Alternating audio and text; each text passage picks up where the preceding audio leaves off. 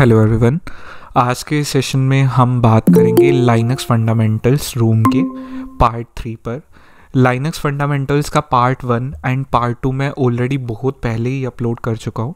आज हम पार्ट 3 को कवर अप करेंगे एंड इसी के साथ हमारा लाइनक्स फंडामेंटल्स वाला पोर्शन फिनिश हो जाएगा। तो डायरेक्टली हम स्टार्ट करते हैं। अब सबसे पहले हमें इंट्रोडक्शन दे रखा है, Welcome to the part 3 and the finale of the Linux Fundamentals module. So far, throughout the series, you have got hands-on with some fundamental concepts and used some important commands. This room is going to showcase some useful utilities and applications that you are likely to use day to day.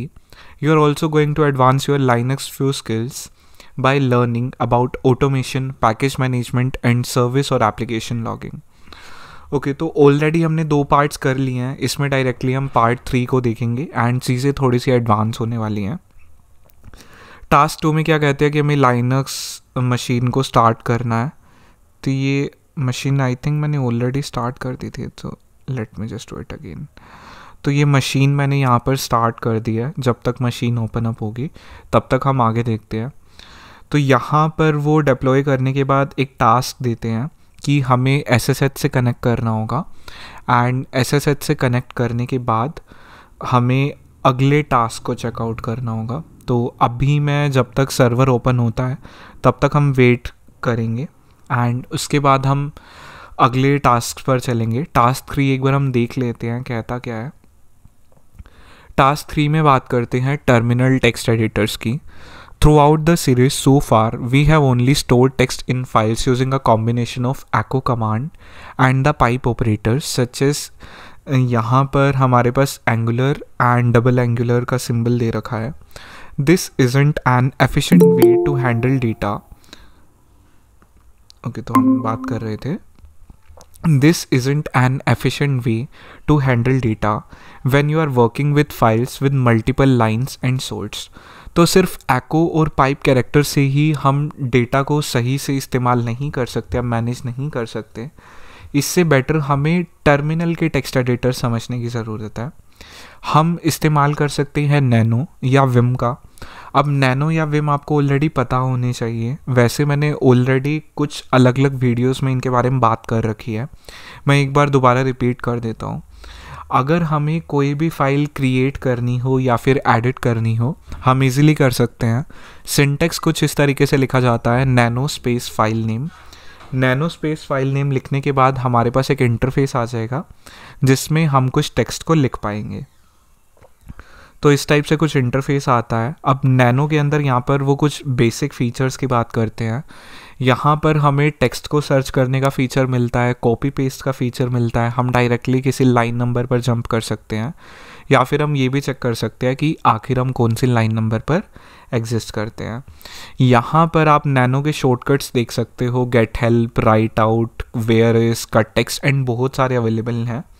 जो आपको ये अपर arrow का symbol दिख रहा है ये basically represent करता है आपका कंट्रोल की को, ठीक है। तो कंट्रोल की जो आपको अपने कीबोर्ड पर दिखाई दे रही है लाइनक्स वाले सिस्टम में, वो आपको एज अ अपर एरो वाला सिंबल दिखाई देता है। अगर आपको एग्जिट करना है तब हम करते हैं कंट्रोल X, अगर हमें सेव करना है तब हम करते हैं कंट्रोल O। नैनो आप लोगों में से कितने लोगों ने यूज़ किया है? मनीष, शेखर, तान्या। आई थिंक मुझे नैनो रिपीट करने की ज़रूरत नहीं है, बट अगर आप कहोगे तो मैं कर दूंगा बिकॉज इतनी कोई बड़ी चीज़ है नहीं नैनो। आप येस या नो लिख सकते हो। मनीष ने भी किया है, तान्या ने भी किया है एंड शेखर आपने, ओके शेखर ने भी किया है। तो मुझे ये पोर्शन रिपीट करने की ज़रूरत नहीं है, बहुत सिंपल है। नैनो स्पेस फाइल नेम लिखोगे एंड आप जो भी टेक्स्ट लिखना चाहो लिख सकते हो। सेव करने के लिए कंट्रोल O प्रेस करोगे, एग्जिट करने के लिए कंट्रोल X आप प्रेस करोगे। देन एक और टेक्स्ट एडिटर हमारे पास अवेलेबल है जिसका नाम है विम। अब विम के बारे में क्या कहता है? It is a much more advanced text editor. You are not expected to know all advanced features. It's helpful to mention it for powering up your Linux skills. देखो आपको एटलीस्ट एक ना एक टेक्स्ट एडिटर आना चाहिए, चाहे आपको nano आता हो चाहे आपको विम आता हो। बट अगर आपको विम आता है तो ये बढ़िया बात है बिकॉज आप अपने स्किल्स को और ज़्यादा बेटर कर सकते हो। अब विम से रिलेटेड यहाँ पर कुछ बेनिफिट्स यहाँ पर बताते हैं। क्या कहते हैं कि विम कस्टमाइजेबल है। हम यहाँ पर क्या कर सकते हैं, हम कीबोर्ड शॉर्टकट्स को मॉडिफाई कर सकते हैं। नेक्स्ट चीज़ है कि विम के अंदर हम सिंटेक्स को हाईलाइट कर सकते हैं, बिकॉज अगर हम कोई कोड लिखना चाहते हैं या फिर अगर हम इसको एज अ कोड एडिटर के तरीके से इस्तेमाल करना चाहते हैं, वो भी चीज़ हम कर सकते हैं। विम सारे के सारे टर्मिनल्स पर बाय डिफ़ॉल्ट अवेलेबल होता है। कुछ टर्मिनल्स पर माइट भी चांसेस हैं कि नैनो अवेलेबल ना हो। विम के लिए बहुत सारे रिसोर्सेज अवेलेबल हैं online, cheat sheets, tutorials and अलग अलग चीज़ें अवेलेबल हैं। देखो आज के टाइम की अगर मैं बात करता हूँ तो नैनो के लिए भी अवेलेबल है। नैनो ज़्यादा इजी टू यूज़ है एज़ कम्पेयर टू विम। ठीक है, अब यहाँ पर create a file using nano, ये हमें ऑलरेडी आता है। Nano space file name, question done. Edit task 3 located in try hack me's home directory using nano. What is the flag? Okay, तो फ्लैग को चेक करने के लिए पहले तो मशीन हमने यहाँ पर डिप्लॉय कर रखी है। उसके बाद मुझे अटैक बुक स्टार्ट करना होगा, तो इस पोर्शन में अभी टाइम लगेगा। जब तक अटैक बुक स्टार्ट होता है तब तक हम अगला पोर्शन देख लेते हैं एंड हम टास्क 3 के सेकेंड पोर्शन को आगे कंटिन्यू करेंगे। देन टास्क 4 की बात करते हैं। तो टास्क 4 में क्या चीज़ है उसको हम स्टडी करते हैं, डाउनलोडिंग फाइल्स। अब अगर हमें इंटरनेट से फाइल्स डाउनलोड करनी हो तब हम wget का भी इस्तेमाल कर सकते हैं। A pretty fundamental feature of computing is the ability to transfer files. Computing का जो बेसिक फीचर है ना वो ये है कि आप एक कंप्यूटर से दूसरे कंप्यूटर में फाइल्स को ट्रांसफ़र कर पाओ। For example, you may want to download a program, a script और even a picture. Thankfully for us, there are multiple ways in which we can retrieve these files. आज के time में हमारे पास बहुत सारे तरीके हैं जिनकी मदद से हम इन फाइल्स को रिट्रीव कर सकते हैं। हम किसी भी प्रोग्राम को डाउनलोड कर सकते हैं, किसी पिक्चर को, किसी तरीके की स्क्रिप्ट को, कोई भी फाइल आज के टाइम में हम डाउनलोड कर सकते हैं। अब हम जिस कमांड का इस्तेमाल करने वाले हैं उसका नाम क्या है, wget।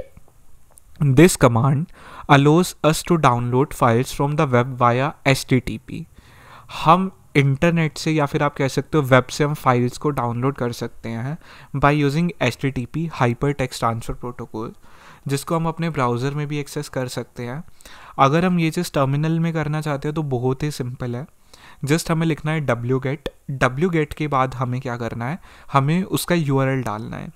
URL डालते ही वो फाइल हमारे सिस्टम में डाउनलोड हो जाएगी। यहाँ पर क्या कहता है, if you were accessing the file in your browser, okay, we simply need to provide the address of the resource that we wish to download. For example, if I wanted to download a file named myfile.txt onto my machine, assuming I know the web address, it would look something like this. आपको basically wget लिखना है, wget के बाद आपको उसका URL लिखना है and आपको वहाँ पर फाइल दिख जाएगी। ठीक है, तो मैं यहाँ पर एक मिनट, मुझे पॉइंटर विजिबल नहीं हो रहा था, तो फुल स्क्रीन में अभी आपको दिख जाएगा। एक मिनट दीजिए आप मुझे। हाँ जी, तो यहाँ पर एक बार हम पिछले टास्क्स को चेक कर लेते हैं। पहले आप मुझे ये बताओ, wget आपको समझ आ गया? Nikhil, Tanya, Manish, Shekhar? Yes sir. Okay Nikhil, Manish आपको?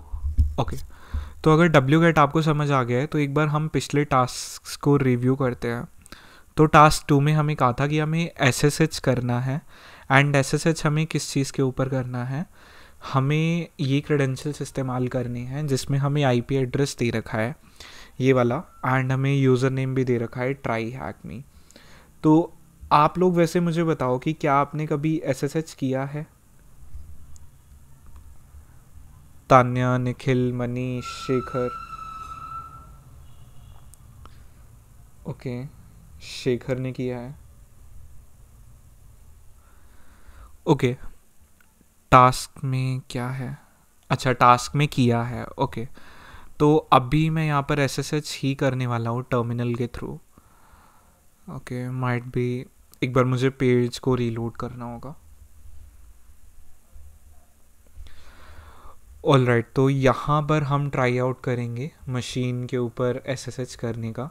तो मैं यहाँ पर सबसे पहले तो इसका जूम कर दूंगा, view and then again zoom in.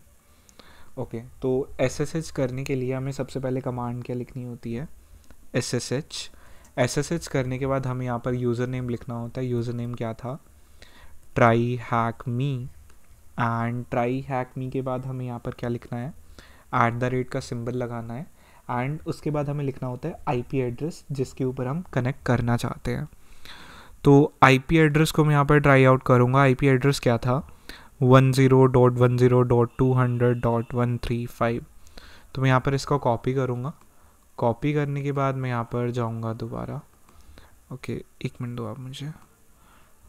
All right, तो यहाँ पर मैं यहाँ पर Ctrl+Shift+V से पेस्ट कर दूँगा। एक मिनट, आई थिंक कोई डिस्प्ले इशू है, जस्ट आप मुझे 1 मिनट का वक्त दीजिए। ओके, तो SSH के बाद मैं यहाँ पर पेस्ट कर दूँगा IP। मोस्ट प्रोबेबली यहाँ पर IP पेस्ट होना चाहिए। ओके, IP पेस्ट नहीं हो रहा, माइट भी अभी सपोर्ट ना करता हो। तो IP है हमारे पास 10.10, देन उसके बाद क्या कहता है, उसके बाद है 200.135, 200.135, एंड मैं एंटर प्रेस करूँगा। तो यहाँ पर अभी SSH होने का ट्राई कर रहा है। Yes, I want to continue, yes कर दिया। ओके, पासवर्ड मांग रहा है। पासवर्ड है मेरे पास ट्राई हैक मी। पासवर्ड एंटर करते वक्त हमें दिखाई नहीं देता है, तो मैंने यहाँ पर ट्राई हैक मी लिखा। ओके, तो ये कनेक्ट हो चुका है ट्राई हैक मी से। अब मुझे कैसे पता चला कि ये कनेक्ट हो चुका है, आप देख सकते हो कि जो मेरे पास प्रॉम्प्ट आ रहा है, प्रॉम्प्ट के अंदर ट्राई हैक मी @linux3 है इंस्टेड ऑफ कोई भी रूट के बदले। SSH समझ आया कि मैंने कैसे किया। कमांड कहते हो, मैं आपको कमांड दोबारा दिखा सकता हूँ। सबसे पहले मैंने लिखा था SSH, देन उसके बाद लिखा मैंने यूज़र नेम, यूज़र नेम के बाद @ के बाद मैंने क्या लिखा, यहाँ पर IP एड्रेस।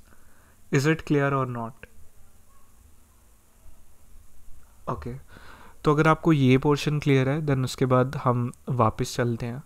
टास्क 2 हमारा हो गया था, देन टास्क 3 में हम बात कर रहे थे इसके सेकंड पोर्शन पे, edit task 3 located in try hack मीज होम डायरेक्टरी। ओके, तो अभी मुझे यहाँ पर ls करना होगा इसके होम डायरेक्टरी में। So I am going to do it ls, and तो यहाँ पर मैं एंटर प्रेस करता हूँ। टास्क 3 मुझे दिखाई दे रहा है, मैं यहाँ पर नैनो करूँगा, नैनो, एंड मैं यहाँ पर क्या लिखूँगा, नैनो करने के बाद मैं यहाँ पर लिखूँगा टास्क 3, एंड टास्क 3 के बाद मैं यहाँ पर एंटर प्रेस करूँगा। आप देख सकते हो कि मेरे पास आ चुका है यहाँ पर फ्लैग THM टेक्स्ट एडिटर्स। तो मैं सेम फ्लैग का यहाँ पर मैंने इस्तेमाल किया है, THM टेक्स्ट एडिटर्स। तो अब तक हमारा टास्क 1 कंप्लीट हो चुका है, टास्क 2 कंप्लीट हो चुका है, टास्क 3 भी कंप्लीट हो चुका है। देन टास्क 4 में हमने wget के बारे में बात करी। अगर आपको इतना पोर्शन क्लियर है, देन आप क्लियर लिख सकते हो, बिकॉज इसके बाद हम SCP के बारे में बात करेंगे कि आखिर SCP क्या होता है।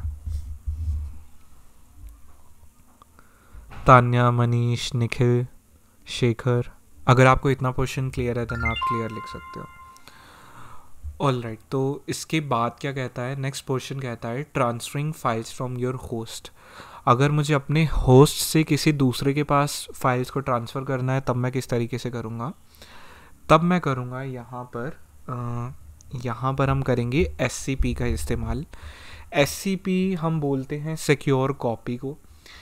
यहाँ पे इसका मीनिंग क्या होता है, इसका मीनिंग यहाँ पे बेसिक ही है, हम करते मेनली SSH ही हैं। It means of securely कॉपिंग files. Unlike the regular CP command, this command allows you to transfer files between two computers using the SSH protocol to provide both authentication and encryption. Normally CP commands में ये चीज़ें नहीं होती, पर SCP command क्या करती है, वो SSH प्रोटोकॉल का इस्तेमाल करती है, जो कि रिस्पॉन्सिबल यहाँ पर बताते हैं कि ऑथेंटिकेशन और इनक्रिप्शन के लिए है। उसके बाद वर्किंग मॉडल यहाँ पर बताते हैं, working on a model of source and destination, जिसको आप याद हो तो क्लाइंट सर्वर भी बोलते हो। SCP allows you to copy files and directories from your current system to a remote system and from a remote system to your current system. SCP की मदद से आप हमारे सिस्टम से दूसरे सिस्टम में एंड दूसरे सिस्टम से हमारे सिस्टम में फाइल्स को ट्रांसफ़र कर सकते हो.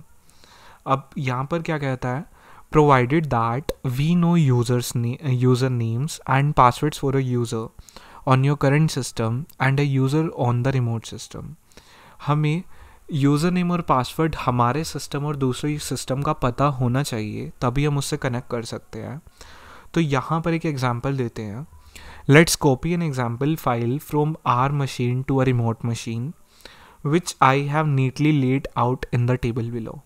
तो यहाँ पर कुछ बेसिक डिटेल्स दी गई हैं एंड यहाँ पर क्या कहता है कि हमें एक फ़ाइल को कॉपी करना है हमारी मशीन से रिमोट मशीन में. तो उसके लिए यहाँ पर वेरिएबल है एंड वैल्यू दी गई है.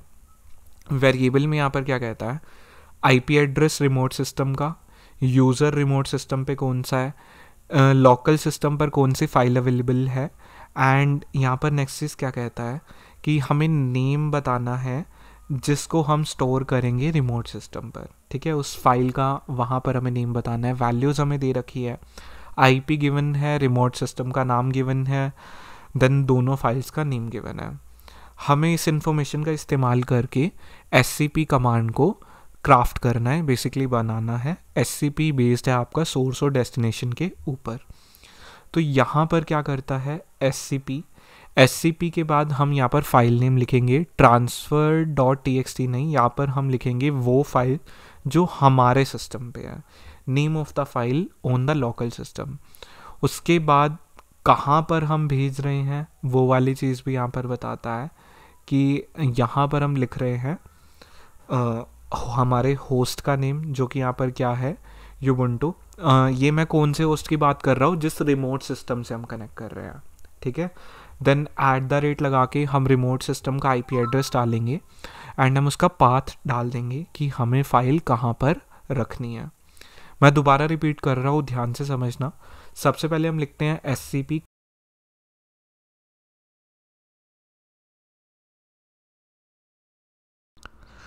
ओके. तो मैं रिकॉर्डिंग दोबारा स्टार्ट कर रहा हूँ, सिस्टम क्रैश हो गया था. ओके, तो हम कर रहे थे SCP वाला पोर्शन.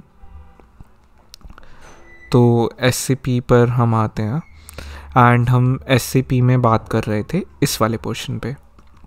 स्क्रीन विजिबल है आपको, तान्या, मनीष, शेखर, निखिल. ऑलराइट, तो यहाँ पर क्या कहता है कि now let's reverse this and layout of the syntax. Okay, तो यहाँ पर अब ये इसके अपोजिट वाला सिनेरियो बता रहा है. यहाँ पर क्या कहता है कि हमें SCP का इस्तेमाल करके हमें दूसरे कंप्यूटर से फाइल क्या करनी है, कॉपी करनी है एंड हमें अपने कंप्यूटर पर डालनी है. तो सबसे पहले हम क्या करेंगे, हम लिखेंगे SCP.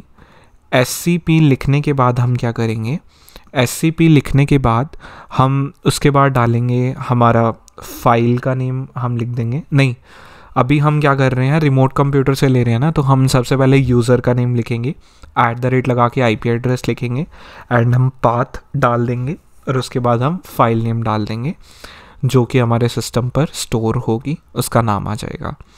मैं रिपीट कर रहा हूँ. सबसे पहले हम क्या करते हैं, SCP करते हैं, उसके बाद यूज़र नेम आ जाएगा, @ लगा के IP एड्रेस आ जाएगा. IP एड्रेस करने के बाद हम पाथ लगा देंगे एंड पाथ करने के बाद जो फाइल हमारे सिस्टम पे स्टोर होएगी उसका नाम लिख देंगे. Is it clear? देखो, दोनों चीज़ें सिंपल हैं, आपको जस्ट प्रैक्टिस करनी है, प्रैक्टिस से सारी चीज़ हो जाएगी. आपको इनका सिंटैक्स अच्छे से पता होना चाहिए. तान्या, मनीष, शेखर, निखिल, अगर आपको क्लियर है देन आप क्लियर लिख दो, बट अगर आपको डाउट है तो मैं उसको क्लियर कर दूंगा. ऑलराइट, तो अगर इतना पोर्शन क्लियर है देन हम आगे चलते हैं. Serving files from your host web. Okay, तो यहाँ पर कहता है कि हम हमारे कंप्यूटर से हम उसको सर्वर कैसे बना सकते हैं. तो सर्वर बनाने के लिए इन्होंने इस्तेमाल किया है पाइथन का. देखो, पाइथन में ना बहुत सिंपल सा हमें एक पैकेज मिलता है या मॉड्यूल मिलता है जिसका नाम होता है HTTP सर्वर। तो उसको चलाने के लिए हमें सिंपल से क्या करना होता है, हमें लिखना होता है पाइथन, देन पाइथन का वर्जन भी लिख सकते हो लाइक python 3-m, एंड उसके बाद आप लिखोगे http.server। अब इससे क्या होगा कि हमारा कंप्यूटर एक सर्वर में कन्वर्ट हो जाएगा, एंड सर्वर में कन्वर्ट होने की वजह से मैं जिस भी फाइल को अपने कंप्यूटर से कहीं और भेजना चाहता हूँ मैं वो चीज़ें इनेबल कर सकता हूँ। ठीक है, तो यहाँ पर आप देख सकते हो कि जैसे ही हमने python 3-m देन उसके बाद http.server लिखा तो हमें कुछ इस टाइप से दिखाया, serving http on this IP, then port number, then उसके बाद इन्होंने दोबारा IP कोलन डाल के पोर्ट नंबर दिखाया। तो यहाँ पर मान के चलो कि अगर आपको कोई स्पेसिफिक फ़ाइल इसी सर्वर से डाउनलोड करनी हो तब आप इस्तेमाल करोगे wget का। wget में क्या होता है, आपको wget करना है, देन जिस तरीके से हमने ऊपर पाइथन पे जो सर्वर बनाया था उसी की ही डिटेल डालनी है। बेसिकली मैं URL डालूँगा, URL डालने के बाद स्लैश लगा के मैं फ़ाइल या पाथ को स्पेसिफाई कर सकता हूँ, एंड वो स्पेसिफिक पोर्शन क्या है हमारे सिस्टम पे डाउनलोड हो जाएगा। तो एक बार आप इस चीज़ को चेकआउट कर लो। अगर आपको इन दोनों स्क्रीनशॉट में कुछ डाउट है तो आप मुझे पूछ सकते हो। शेखर, निखिल, मनीष एंड तान्या, एक बार आप इसको चेक कर लो, कोई डाउट है तो मैं क्लियर कर दूंगा। अगर क्लियर हो जाए तब आप लिख देना यहाँ पर क्लियर, ताकि मैं फिर आगे बढ़ सकूँ।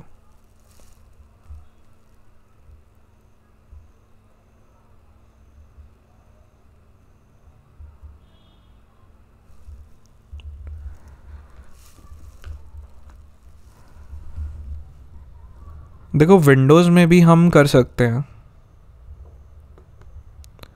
विंडोज़ में भी आप पाइथन की मदद से बना सकते हो। विंडोज़ के एक्चुअली कोई एक वर्जन नहीं आता, अगर आपको पता हो ना, विंडोज़ का भी खुद का एक सर्वर के लिए ऑपरेटिंग सिस्टम है, विंडोज़ के वर्जन्स आते हैं।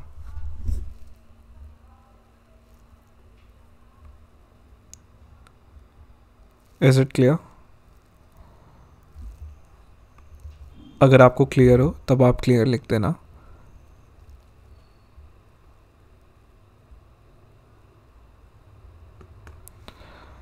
ओके, तो अभी हम आगे चलते हैं।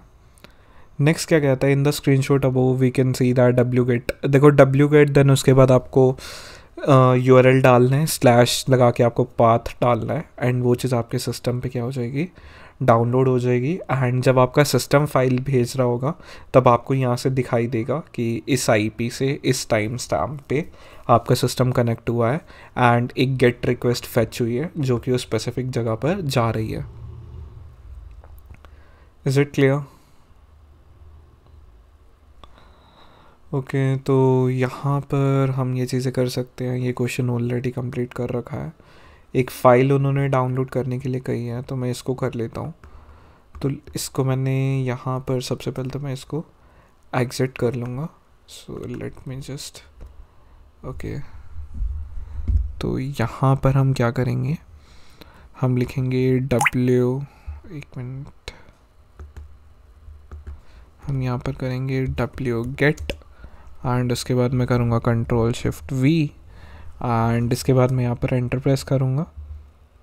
एंटर प्रेस करने के बाद यहाँ पर कनेक्शन फेल्ड हो गया। मोस्ट प्रोबेबली मैंने यहाँ पर ना पाइथन का सर्वर नहीं बनाया अभी तक, तो मुझे पाइथन से सर्वर बनाना पड़ेगा पहले।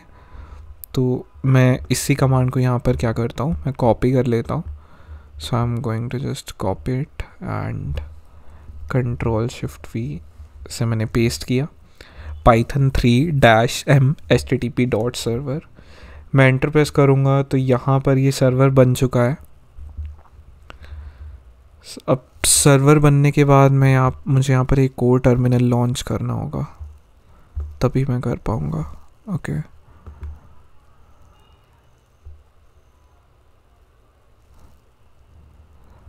आई थिंक कुछ एरर आया है, just give me a second.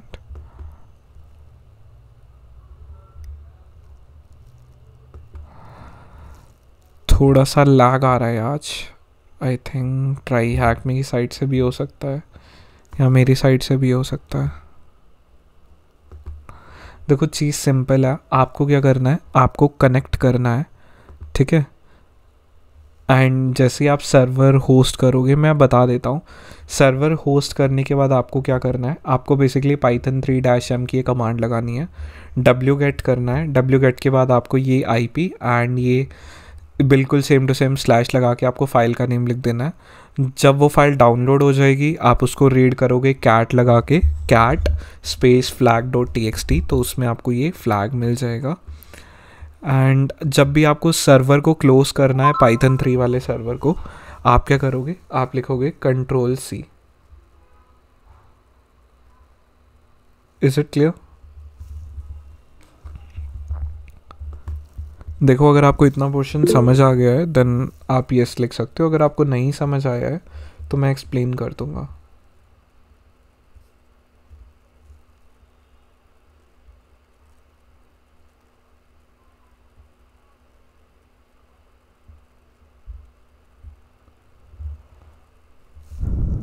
Okay ठीक है, अगर आपको ये चीज़ क्लियर है देन हम टास्क 5 पे जा सकते हैं।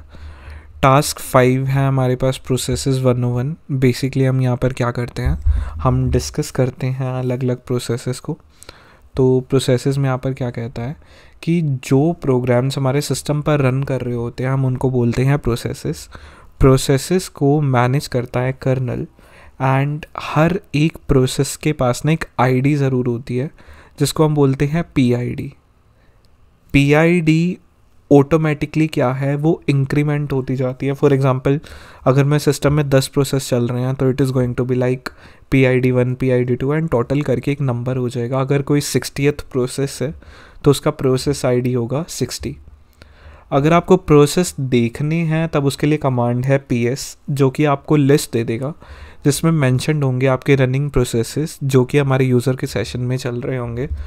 उसके अलावा हमारे पास कुछ स्टेटस कोड या बेसिक डिटेल्स आ सकती है जो कि हमारे सिस्टम पर हो रहा है काम। यहाँ पर इन्होंने कुछ बेसिक डिटेल्स दे रखी है कि स्क्रीनशॉट हमें ऊपर दिया गया है जिसमें क्या कहता है कि the second process has a PID of 204 and then in the command below it this is then incremented to 205। Okay, तो जब हमने ऊपर PS किया था तो उसके लिए उस तक हमारे पास क्या कमांड थी, उस वक्त हमारे पास क्या था, PID 204। जब हमने कमांड दोबारा लगाई तब उसका जो ID है वो चेंज होगी 205। इसका मीनिंग क्या है कि एक प्रोसेस ज़्यादा बढ़ गया, ठीक है।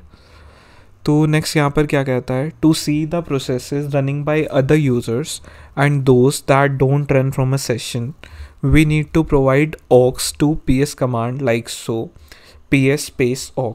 आप क्या कर सकते हो, आप PS एंड PS के बाद स्पेस लगा के आप aux भी लिख सकते हो। तो इससे क्या होगा, आपके पास ना वो सारे प्रोसेसेस भी आ जाएंगे जो कि सिस्टम जनरेटेड है, ठीक है। तो ये पोर्शन आपको पता होना चाहिए। देन उसके बाद क्या कहता है कि टोटल हमें यहाँ पर 5 प्रोसेसेस दिखाई देते हैं जो कि रूट और CMNATIC करके हमारे पास यूज़र है। आप ये पांचों प्रोसेसेस स्क्रीनशॉट में देख सकते हो, 1 root, 100 root, 101 root, 102 CMNATIC, 209 CMNATIC, ठीक है। तो उसके अलावा ये एक और कमांड के बारे में बात करते हैं जो कि है कमांड का नाम है टॉप कमांड, ठीक है। टॉप कमांड हमें क्या करेगा कि अगर मुझे अपने सिस्टम के जो भी टॉप प्रोसेसेस है देखने हैं जो चल रहे हैं, तब मैं वहाँ पर क्या कर सकता हूँ, मैं टॉप कमांड लिख सकता हूँ। इसके अलावा अगर मुझे किसी प्रोसेस को किल करना है तो मुझे किल स्पेस मुझे प्रोसेस ID लिखना होगा, PID। तो किल अगर मुझे करना है 1337 को तो यहाँ पर आ जाएगा किल 1337, ठीक है। तो अगर आपको यहाँ तक चीज़ें क्लियर है देन आप क्लियर लिख सकते हो। अगर आपको डाउट्स है तब आप पूछ सकते हो। तान्या, मनीष, निखिल।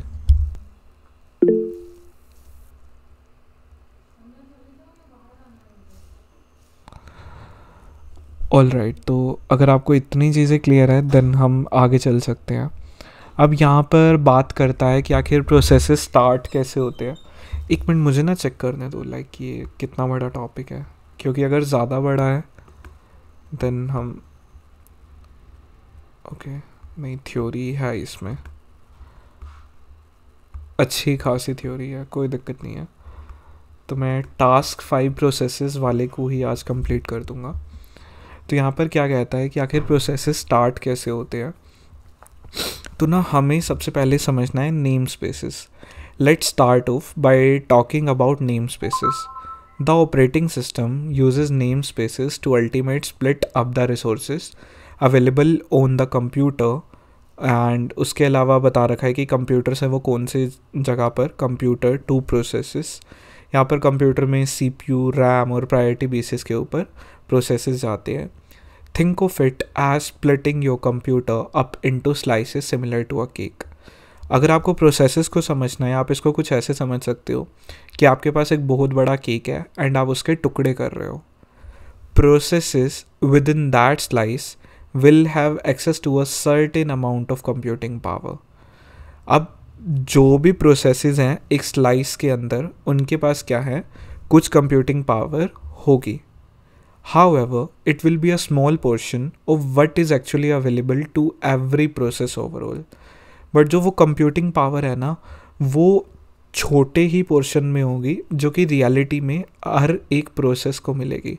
तो अगर मैं बहुत ब्रॉड व्यू से बात करूँ ना, तो आप कंप्यूटर को समझ सकते हो as a cake. And cake के अंदर क्या है, बहुत सारी स्लाइसेस है। उन स्लाइसेस के अंदर जो चीज़ें आ रही हैं ना, वो प्रोसेसेस हैं।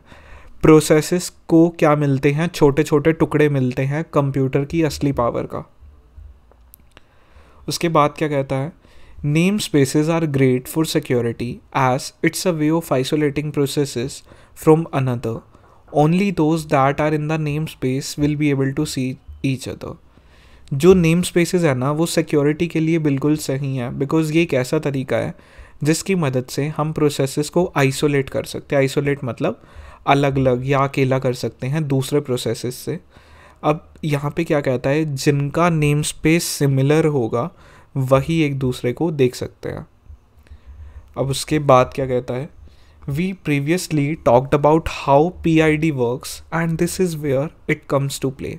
अभी पिछले टास्क में हमने ये चीज़ समझी थी कि PID काम कैसे करता है, जिसको हम बोलते हैं process ID। The process within ID of 0 is a process that is started when the system boots। अगर कोई प्रोसेस 0 है जिसकी PID होगी ना 0, तो इसका मतलब क्या है कि वो एक ऐसा प्रोसेस है जो कि कब स्टार्ट हुआ था, जब हमारा सिस्टम बूट हुआ था।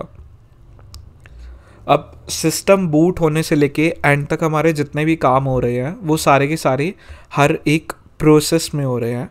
अगर मान के चलो कि आप लॉग इन हुए या जितना भी काम हुआ, या अगर आपने चीज़ें इनिशियलाइज करी, तब वो क्या होगा, PID1, PID2, PID3। एंड जो PID वाली चीज़ है वो आगे बढ़ती जाएगी, इंक्रीमेंशन आता जाएगा। The process is the systems init on Ubuntu such as system MD। यहाँ पर आप देख सकते हो कि Ubuntu के ऊपर जो सबसे पहली कमांड बूट होने के बाद लगती है वो होती है सिस्टम MD। तो PID1 कमांड हमारे पास क्या दिखा रहा है, system MD। It is use to provide a way of managing users processes and sits in between the operating system and the user. उसके बाद क्या कहता है, for example once a system boots and it initialises, system MD is one of the first processes that it started any program or piece of software that we want to start will start at what's known as a child process of system MD। देखो system MD वो सबसे पहला process है जो start हुआ था, तो वो पेरेंट की कैटेगरी में आ जाएगा। एंड इसके बाद वाले जो भी प्रोसेसेस या जो भी प्रोग्राम स्टार्ट हो रहे हैं वो चाइल्ड की कैटेगरी में आ जाएंगे। तो ये बात आपको यहाँ पे समझनी है। उसके बाद क्या कहता है, गेटिंग प्रोसेसेस। तो मनीष और तान्या समझ आ रहा है आपको? देखो इसमें ना थ्योरी ज़्यादा है, तो माइट भी आपको जब लगे ना कि नहीं आज के लिए इतना बहुत है, तो मैं वहाँ पर स्टॉप भी कर दूँगा। ओके, तान्या को समझ आ रहा है, मनीष को भी आ रहा है, ऑल राइट। अब यहाँ पे क्या कहता है कि प्रोसेसेस और सर्विसेज के बारे में बात करता है बूटिंग के वक्त। Some applications can be started on the boot of the system that we own. कुछ एप्लीकेशन ऑटोमेटिकली स्टार्ट हो जाती है, कब स्टार्ट हो जाती है, जब हमारा सिस्टम क्या है, हमारा सिस्टम जब बूट होता है। अब उसके बाद क्या कहता है, एग्जांपल देता है जैसे वेब सर्वर, डेटाबेस सर्वर या फाइल ट्रांसफ़र सर्वर। अब इसके अंदर क्या होता है, this software is often critical and is often told to start during the boot up of the system by administrators. देखो, चाहे आपके वेब सर्वर हो गए, डेटाबेस के सर्वर हो गए या फाइल ट्रांसफ़र के सर्वर हो गए, इनके अंदर ऐसे सॉफ्टवेयर होते हैं जो कि क्रिटिकल होते हैं एंड ये ऑटोमेटिकली स्टार्ट हो जाते हैं सिस्टम के बूट के ऊपर। अब यहाँ पर एक एग्जांपल दे रखा है जिसमें ये बताते हैं अपाचे वेब सर्वर के बारे में, जो कि क्या कहता है यहाँ पे, Apache web server to be starting Apache manually and then telling the system to launch Apache 2 on boot. Okay, तो यहाँ पे क्या कहता है कि अभी तक जो अपाचे है ना वो मैनुअली स्टार्ट होता था एंड वो ऑटोमेटिकली स्टार्ट होना चाहिए। तो अगर ऑटोमेटिकली जब कोई भी चीज़ आपको स्टार्ट करनी हो तो कमांड होती है आपके पास सिस्टम CTL। सिस्टम CTL में क्या होता है, ये ऑटोमेटिकली उन कमांड्स के बारे में बताती है जो कि सिस्टम MD के साथ इंटरेक्ट कर सकती है। सबसे पहले सिस्टम MD स्टार्ट होता है एज अ प्रोसेस 0, उसके बाद हमारी सिस्टम CTL वाली कमांड इस्तेमाल होती है। सिस्टम CTL का कुछ फॉर्मेट इस तरीके से रहता है, सबसे पहले हम लिखते हैं system CTL, then option, then उसकी service. For example system CTL option में हमारे पास जनरली 4 ऑप्शंस होते हैं, स्टार्ट, स्टॉप, इनेबल और डिसेबल। ठीक है, तो अगर मुझे अपाचे 2 को स्टार्ट करना है तब मैं क्या लिखूँगा, सिस्टम CTL स्टार्ट अपाचे 2। अगर मुझे स्टॉप करना होता तब मैं स्टार्ट की जगह स्टॉप लिख देता। अगर मुझे किस सर्विस को इनेबल करना है तो मैं इनेबल लिखूँगा, डिसेबल करना है तो मैं डिसेबल लिखूँगा। Is it clear? Tanya and Manish आपको?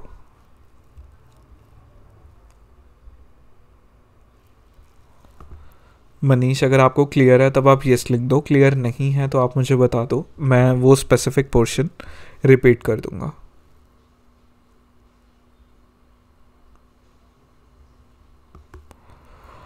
ऑल राइट, तो अभी हम आगे बढ़ सकते हैं। तो यहाँ पर क्या कहता है, an introduction to backgrounding and foregrounding in Linux. तो देखो, मैं जनरली बताता हूँ, प्रोसेसेस ना 2 स्टेट्स में रन हो सकते हैं, एक होता है बैकग्राउंड और एक होता है फोरग्राउंड। नाम से आपको पता चल रहा है बैकग्राउंड वो प्रोसेसेस होंगे जो कि पीछे रन हो रहे हैं, आपको दिखाई नहीं देते, एंड फोरग्राउंड में जनरली वो चीज़ें होती हैं जो चीज़ें हम ज़्यादातर इंटरैक्ट करते हैं या हम जिनके साथ काम कर रहे होते हैं। ठीक है, तो बेसिक सी चीज़ यहाँ पर ये है, इन्होंने यहाँ पर एक स्क्रिप्ट बनाई है मोस्ट प्रोबेबली। ठीक है, तो ये एको के बारे में इन्होंने बेसिक सी चीज़ बता रखी है, इसमें कुछ अलग से समझने का नहीं है, तो इसको मैं अभी आगे चला सकता हूँ। ओके, तो यहाँ पर इन्होंने एक चीज़ बता रखी है कि हम कंट्रोल Z का इस्तेमाल कर सकते हैं कि जब हमें किसी भी स्क्रिप्ट या लूप को रोकना हो, तो इन्होंने by using control Z। Okay, तो एक बार हम इस लाइन को रिपीट करते हैं, this script will keep on repeating, this will keep on looping until I stop और suspend the process. Okay, process को सस्पेंड करने के लिए कंट्रोल Z का हम इस्तेमाल कर सकते हैं, जनरली कंट्रोल C से भी हम ये चीज़ें कर सकते हैं। ठीक है, तो फोरग्राउंडिंग का प्रोसेस में क्या होता है, फोरग्राउंडिंग प्रोसेस को हम थोड़ा समझते हैं। Now that we have a process running in the background, कोई एक ऐसा प्रोसेस है जो कि बैकग्राउंड में चल रहा है। इन्होंने एक स्क्रिप्ट का एग्जांपल दिया है जिसका नाम क्या है, background.sh, which we can confirm by using the psaux command. अब psaux कमांड अगर आप अपने सिस्टम में लगाओगे तब आपको एक चीज़ दिखेगी कि background.sh नाम की एक स्क्रिप्ट चल रही है। आपके केस में नहीं दिखेगी, इनके सिस्टम पे दिखेगी। अब क्या कहता है, we can back paddle and bring this process back to the foreground to interact with. हम क्या कर सकते हैं, हम इसको बैक पैडल कर सकते हैं एंड ये प्रोसेस जो कि बैकग्राउंड में चल रहा है हम इसको फोरग्राउंड की तरफ लेके जा सकते हैं। ठीक है, ताकि इसके साथ हम काम कर पाएँ। अब उसके लिए कमांड होती है FG। ठीक है, FG होती है हमारी फोरग्राउंड के लिए, तो अगर मैं इसके साथ FG कर दूंगा ठीक है, तो वहाँ पर क्या दिखाएगा आगे इसका focus, with our processes background using either control Z or the AND operator we can use FG। जिस तरीके से हम कंट्रोल Z करते हैं या फिर AND ऑपरेटर का इस्तेमाल करते हैं, इसके बाद हम क्या कर सकते हैं, FG लिख सकते हैं। FG क्या करेगा, we can see the FG command is being used to bring the background process back into use on the terminal where the output of the script is now returned to us। Background में वो script चल रही थी, हमें उसका कुछ output नहीं दिख रहा था। जब मैंने FG लिख दिया तो बैकग्राउंड प्रोसेस क्या होगा, वो ऑटोमेटिकली हमारे फोरग्राउंड में आ जाएगा एंड चीज़ें हमें दिखने लग जाएंगी।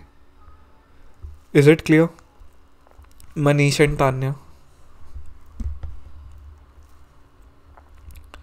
ओके, तो कुछ बेसिक क्वेश्चन है, रीड मी डन हो चुका है। अगर मुझे एक नया प्रोसेस लॉन्च करना है, एक मिनट, हाँ, अब यहाँ पे क्या कहता है कि एक ऐसा प्रोसेस बताओ जिसकी पिछली आईडी 300 थी, तो अगर उसके बाद एक नया प्रोसेस लगाएंगे तो क्या होएगी, आईडी 301 हो जाएगी। If we want to cleanly kill a process तो what signal would it be? तो देखो मैं बताता हूँ, ऊपर ना आपको एक सिग्नलिंग वाली चीज़ मिलेगी, यहाँ पर आप देख सकते हो मैनेज प्रोसेस में। यहाँ पर हम प्रोसेस को सिग्नल भेज सकते हैं। सिग्नल 3 तरीके के हैं, एक तो है sig term, sig kill and sig stop. Sig term में क्या होता है, प्रोसेस को किल कर देते हैं पर ये अलो करता है कुछ क्लीन अप टास्क करने के लिए। ऑल राइट, तो सिस्टम दोबारा क्रैश हो गया था, तो ये जितना भी क्रैशिंग का इशू है ये मैं सॉल्व कर लूँगा कल तक। अभी के लिए हम जस्ट इसी क्वेश्चन को करते हैं। ऑल राइट, तो हम थे टास्क 5 के ऊपर एंड हम इसके प्रोसेसेस के क्वेश्चन कर रहे थे। ओके, तो मैं आपको बेसिक चीज़ बता रहा था कि हम प्रोसेसेस को सिग्नल भेज सकते हैं, sig term, sig kill and sig stop. Sig stop और के में क्या होता है, सिक स्टॉप के अंदर जो भी प्रोसेस है वो सस्पेंड हो जाता है। सिक किल में प्रोसेस किल हो जाएगा एंड कोई भी क्लीन अप वाला काम नहीं करने देगा। सिक टर्म में प्रोसेस किल हो जाएगा पर ये जितने भी क्लीन अप टास्क है ये वो सब करने देगा। तो बेसिक सी चीज़ यहाँ पर ये है। तो हमारे में क्या कहता है कि अगर हमें प्रोसेस को क्लीनली किल करना है तब हमें इस्तेमाल करना पड़ेगा सिक टर्म का। तो यहाँ पर क्या कहता है, प्रोसेस को यहाँ पर लोकेट करने के लिए बोलता है। ओके, ये टास्क मैंने ऑलरेडी कर रखा है, ठीक है, तो अभी हमें इसको करने की ज़रूरत नहीं है। एक बार हम हिंट देख लेते हैं। Use PS-aux to list all running processes and we are looking for a process that seems out of ordinary. Okay, तो यहाँ पर अगर आप PS-aux लगाओगे तो PS-aux में आपको क्या है कि प्रोसेस दिख जाएंगे एंड उसी के अंदर आपको कहीं ना कहीं THM प्रोसेसेस करके फ्लैग मिल जाएगा। ठीक है, आपको PS-aux लगाना है एंड वहाँ पर आपको इसका मिल जाएगा। नेक्स्ट क्या कहता है, what command would be use to stop the service my service. अगर आपको क्या करना है, अगर आपको स्टॉप करनी है बैकग्राउंड सर्विस या जो भी चीज़ आपकी बूटअप पे चल रही है, तो उसके लिए आपको सिस्टम CTL लगाना है। सिस्टम CTL के बाद आपको स्टॉप लिखना है एंड सर्विस नेम लिखना है माई सर्विस। अगर हमें स्टार्ट करना है सेम सर्विस को तब मैं इस बार लिखूँगा इनेबल, ठीक है, बिकॉज एक बार हम उसको ऑलरेडी स्टॉप कर चुके हैं। तो उसके बाद अगर मुझे क्या करना है, मुझे सेम सर्विस को स्टार्ट करना है तो सिस्टम CTL इनेबल एंड दोबारा सर्विस का नेम माई सर्विस। अगर कोई मुझे बैकग्राउंड प्रोसेस को फोरग्राउंड में लगाना है तब कमांड लगेगी हमारी FG। क्या आपको टास्क 5 तक चीज़ें क्लियर है गाइज? ये जस्ट एक रिवीजन आप इसको समझ सकते हो। टास्क 9 तक हमने ऑलरेडी कर रखा है, अभी हम टास्क 5 को देख रहे हैं। नेक्स्ट सेशन में हम चेकआउट करेंगे task 6, 7, 8 and 9। Is it clear और नॉट? तान्या, मनीष? ओके, तो आज के लिए इतना बहुत है, ठीक है। मैं एक बार रिकॉर्डिंग स्टॉप कर रहा हूँ। Thank you everyone, bye guys, take care.